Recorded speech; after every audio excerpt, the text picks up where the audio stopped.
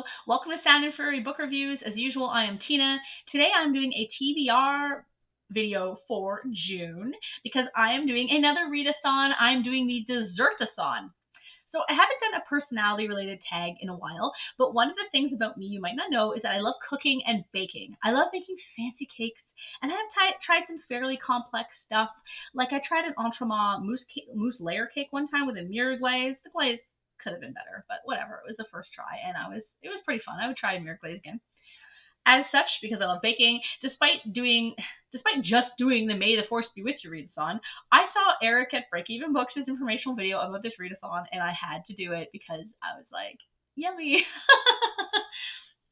So this readathon is one of those more challenge type readathons. I'll leave it to you to learn more about it at Eric or the other host channels. But basically, we're using reading prompts to bake a dessert, not for real, obviously, unless we want to, I guess. And then the prompts have points and things like that. So I'm going to list off the books I intend to read and what the prompts are for those, but I'm not going to explain the challenge too much. So I focused on books that would make my team's recipe Celestial Cupcakes, which is cupcakes. So, Cocoa Powder. This is a nonfiction classic or seriously toned book. For this, I chose T. Kingfisher's new book, What Moves the Dead, which is definitely seriously toned as it is an atmospheric retelling of Edgar Allan Poe's The Fall of the House of Usher. I got this from NetGalley and I am so excited. I can't believe they approved me.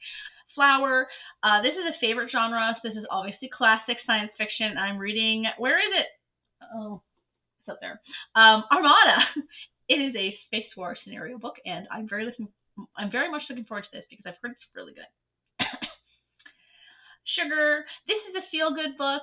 So my friend loaned me House in the Cerulean Sea a long time ago and said it was a feel-good story. So that's my reason for placing it in that category. Most people have heard of this one, so I'm not going to explain it, but it's like a fantasy story.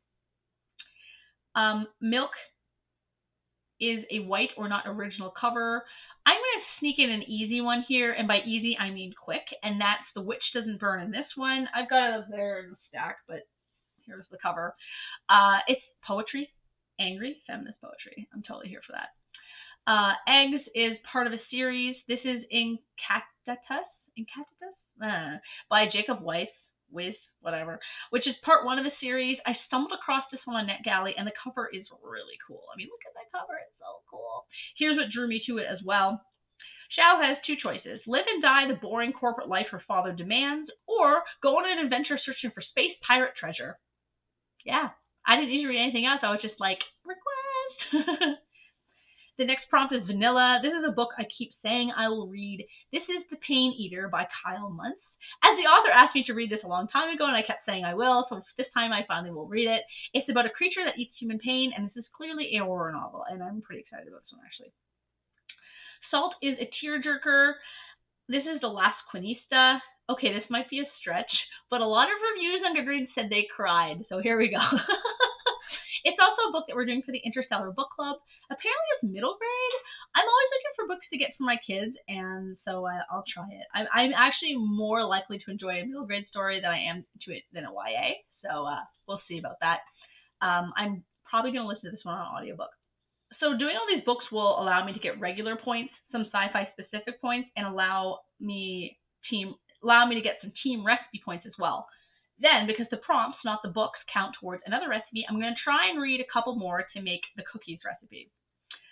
This would be Butter, which is slippery, sliding off your TBR, and that's Prosperous Demon. I bought this back in January, and despite it being so tiny, I still haven't read it yet.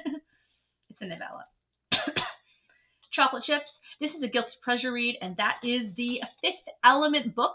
I have read this book before, but I want to read it again to do a comparison to the movie video for the 25th anniversary. In fact, I'm kind of stoked about this, so I think I'm just going to bang through it on Wednesday rather than spending my time writing in the evening and do a review for maybe next week.